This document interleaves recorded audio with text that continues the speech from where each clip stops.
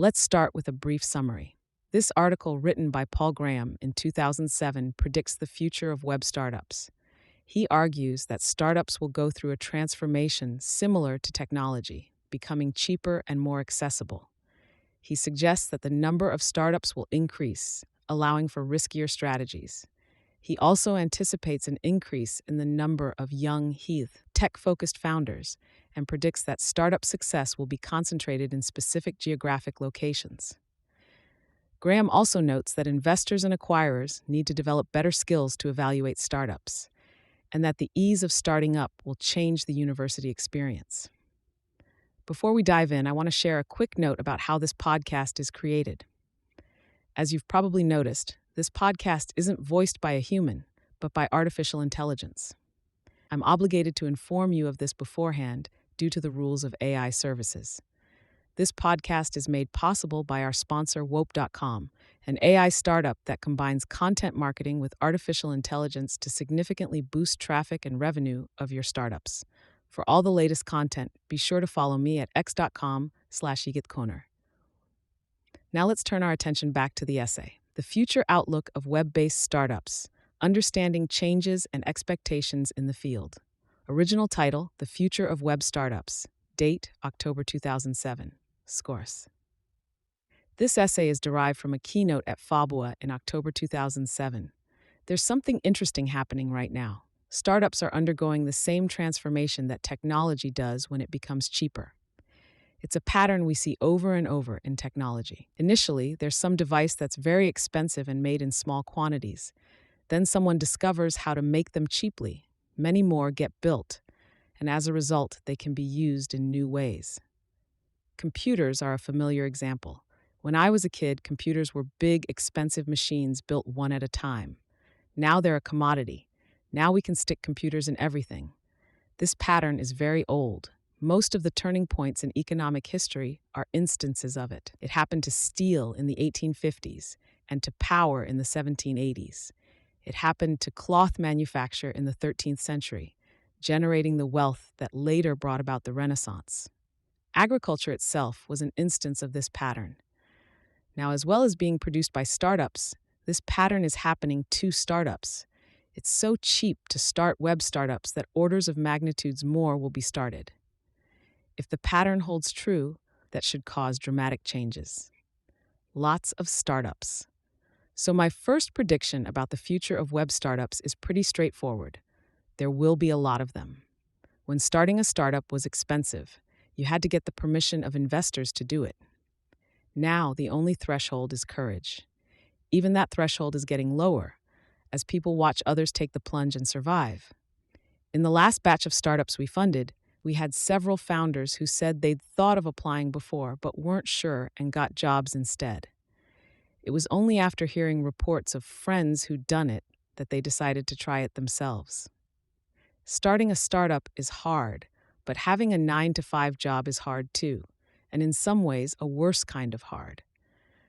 In a startup, you have lots of worries, but you don't have that feeling that your life is flying by like you do in a big company. Plus, in a startup, you could make much more money.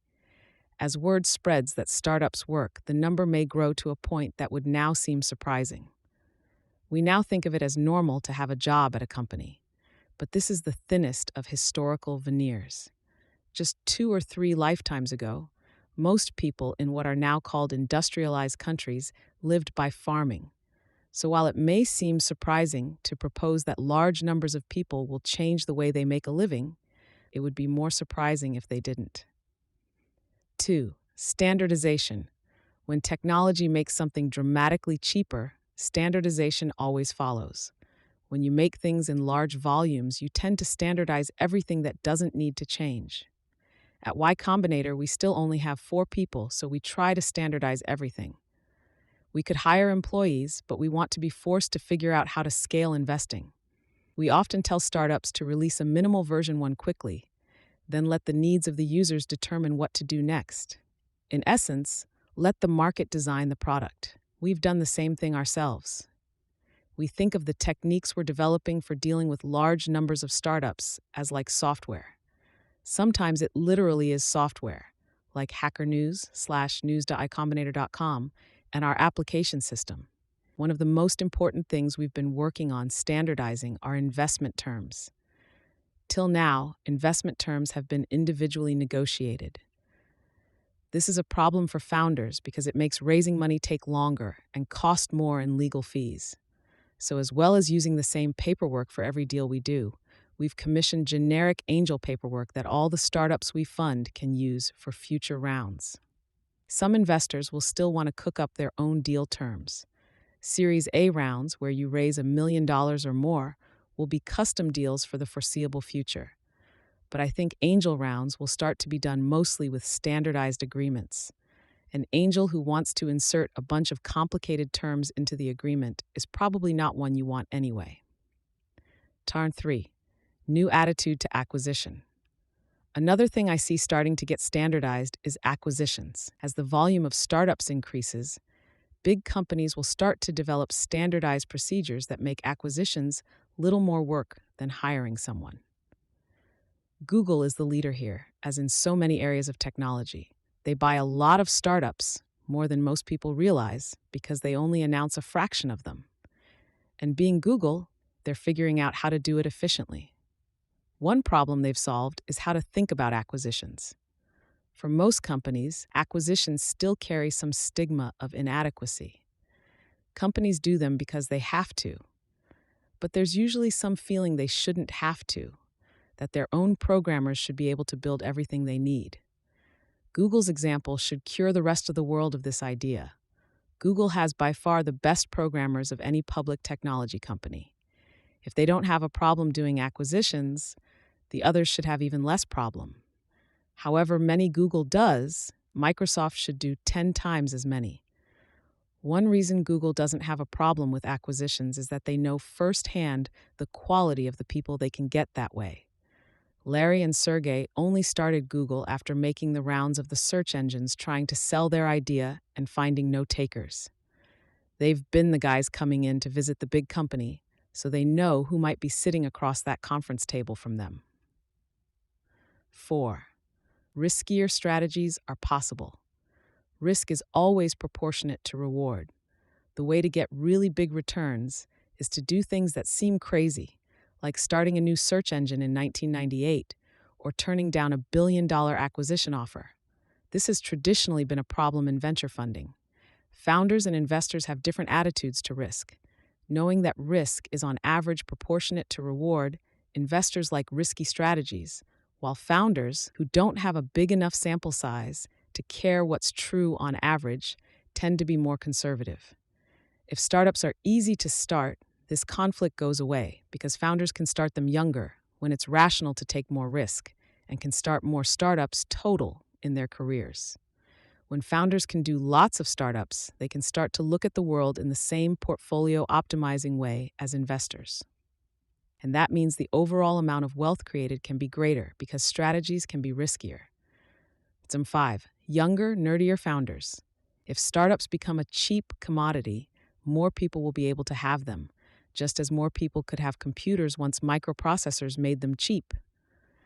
And in particular, younger and more technical founders will be able to start startups than could before. Back when it cost a lot to start a startup, you had to convince investors to let you do it, and that required very different skills from actually doing the startup. If investors were perfect judges, the two would require exactly the same skills. But unfortunately, most investors are terrible judges. I know because I see behind the scenes what an enormous amount of work it takes to raise money, and the amount of selling required in an industry is always inversely proportional to the judgment of the buyers. Fortunately, if startups get cheaper to start, there's another way to convince investors. Instead of going to venture capitalists with a business plan and trying to convince them to fund it, you can get a product launched on a few tens of thousands of dollars of seed money from us or your uncle, and approach them with a working company instead of a plan for one. Then, instead of having to seem smooth and confident, you can just point them to Alexa. This way of convincing investors is better suited to hackers, who often went into technology in part because they felt uncomfortable with the amount of fakeness required in other fields. 6. Startup hubs will persist. It might seem that if startups get cheap to start, it will mean the end of startup hubs like Silicon Valley. If all you need to start a startup is rent money, you should be able to do it anywhere. This is kind of true and kind of false. It's true that you can now start a startup anywhere, but you have to do more with a startup than just start it.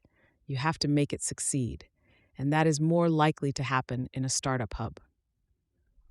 I've thought a lot about this question, and it seems to me the increasing cheapness of web startups will, if anything, increase the importance of startup hubs. The value of startup hubs, like centers for any kind of business, lies in something very old-fashioned: face-to-face meetings. No technology in the immediate future will replace walking down University Ave and running into a friend who tells you how to fix a bug that's been bothering you all weekend, or visiting a friend's startup down the street and ending up in a conversation with one of their investors. The question of whether to be in a startup hub is like the question of whether to take outside investment. The question is not whether you need it, but whether it brings any advantage at all. Because anything that brings an advantage will give your competitors an advantage over you if they do it and you don't. So if you hear someone saying, "We don't need to be in Silicon Valley," that use of the word need is a sign they're not even thinking about the question, right? And while startup hubs are as powerful magnets as ever, the increasing cheapness of starting a startup means the particles they're attracting are getting lighter. A startup now can be just a pair of 22-year-old guys. A company like that can move much more easily than one with 10 people, half of whom have kids. We know because we make people move for Y Combinator, and it doesn't seem to be a problem. The advantage of being able to work together face-to-face for 3 months outweighs the inconvenience of moving. Ask anyone who's done it. The mobility of seed-stage startups means that seed funding is a national business. One of the most common emails we get is from people asking if we can help them set up a local clone of Y Combinator, but this just wouldn't work. Seed funding isn't regional, just as big research universities aren't. Is seed funding not merely national, but international? Interesting question. There are signs it may be. We've had an ongoing stream of founders from outside the US, and they tend to do particularly well because they're all people who were so determined to succeed that they were willing to move to another country to do it. The more mobile startups get, the harder it would be to start new Silicon Valleys. If startups are mobile, the best local talent will go to the real Silicon Valley, and all they'll get at the local one will be the people who didn't have the energy to move. This is not a nationalistic idea, incidentally. It's cities that compete, not countries. Atlanta is just as hosed as Munich. 7. Better judgment needed. If the number of startups increases dramatically, then the people whose job is to judge them are going to have to get better at it. I'm thinking particularly of investors and acquirers. We now get on the order of 1,000 applications a year. What are we going to do if we get 10,000? That's actually an alarming idea, but we'll figure out some kind of answer. We'll have to. It will probably involve writing some software, but fortunately we can do that. Acquirers will also have to get better at picking winners. They generally do better than investors because they pick later when there's more performance to measure. But even at the most advanced acquirers, identifying companies to buy is extremely ad hoc, and completing the acquisition often involves a great deal of unnecessary friction. I think acquirers may eventually have chief acquisition officers who will both identify good acquisitions and make the deals happen. At the moment, those two functions are separate. Promising new startups are often discovered by developers. If someone powerful enough wants to buy them, the deal is handed over to corp dev guys to negotiate. It would be better if both were combined in one group, headed by someone with a technical background and some vision of what they wanted to accomplish. Maybe in the future, big companies will have both a VP of engineering, responsible for technology developed in-house, and a CAO, responsible for bringing technology in from outside. At the moment, there is no one within big companies who gets in trouble when they buy a startup for $200 million that they could have bought earlier for $20 million. There should start to be someone who gets in trouble for that. 8. College will change. If the best hackers start their own companies after college instead of getting jobs, that will change what happens in college. Most of these changes will be for the better. I think the experience of college is warped in a bad way by the expectation that afterward you'll be judged by potential employers. One change will be in the meaning of after college, which will switch from when one graduates from college to when one leaves it. If you're starting your own company, why do you need a degree? We don't encourage people to start startups during college, but the best founders are certainly capable of it. Some of the most successful companies we've funded were started by undergrads. I grew up in a time where college degrees seemed really important, so I'm alarmed to be saying things like this, but there's nothing magical about a degree. There's nothing that magically changes after you take that last exam. The importance of degrees is due solely to the administrative needs of large organizations. These can certainly affect your life. It's hard to get into grad school or to get a work visa in the US without an undergraduate degree, but tests like this will matter less and less. As well as mattering less whether students get degrees, it will also start to matter less where they go to college. In a startup, you're judged by users, and they don't care where you went to college. So in a world of startups, elite universities will play less of a role as gatekeepers. In the US, it's a national scandal how easily children of rich parents game college admissions. But the way this problem ultimately gets solved may not be by reforming the universities, but by going around them. We in the technology world are used to that sort of solution. You don't beat the incumbents, you redefine the problem to make them irrelevant. The greatest value of universities is not the brand name, or perhaps even the classes, so much as the people you meet. If it becomes common to start a startup after college, students may start trying to maximize this. Instead of focusing on getting internships at companies they want to work for, they may start to focus on working with other students they want as co-founders. What students do in their classes will change too. Instead of trying to get good grades to impress future employers, students will try to learn things. We're talking about some pretty dramatic changes here. 9. Lots of competitors. If it gets easier to start a startup, it's easier for competitors too.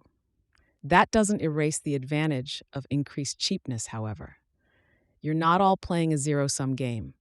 There's not some fixed number of startups that can succeed, regardless of how many are started. In fact, I don't think there's any limit to the number of startups that could succeed. Startups succeed by creating wealth, which is the satisfaction of people's desires.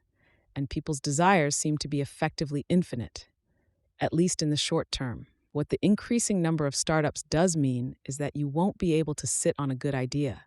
Other people have your idea, and they'll be increasingly likely to do something about it. 10.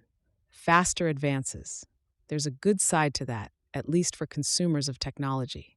If people get right to work implementing ideas instead of sitting on them, technology will evolve faster.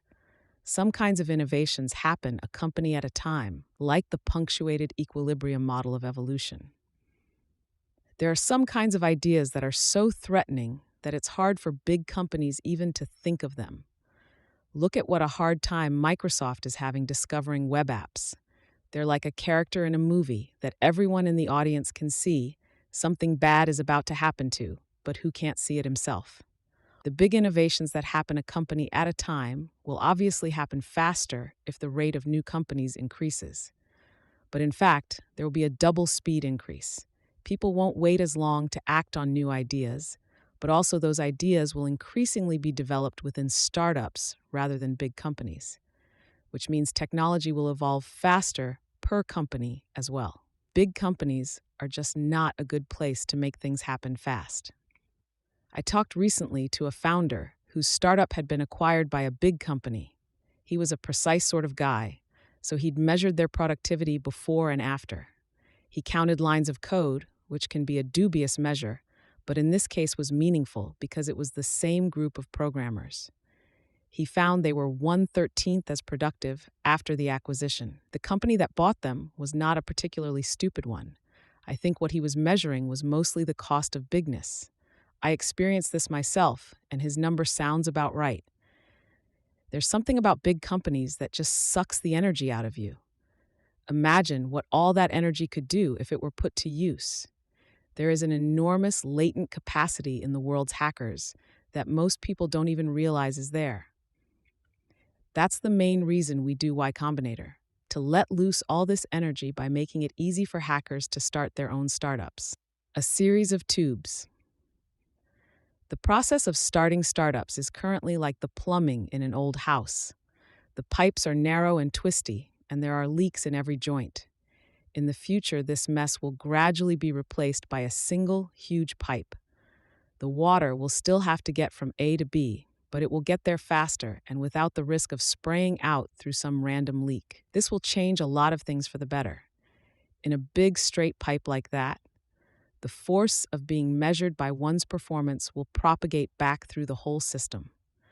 Performance is always the ultimate test, but there are so many kinks in the plumbing now that most people are insulated from it most of the time. So you end up with a world in which high school students think they need to get good grades to get into elite colleges, and college students think they need to get good grades to impress employers, within which the employees waste most of their time in political battles, and from which consumers have to buy anyway because there are so few choices. Imagine if that sequence became a big, straight pipe.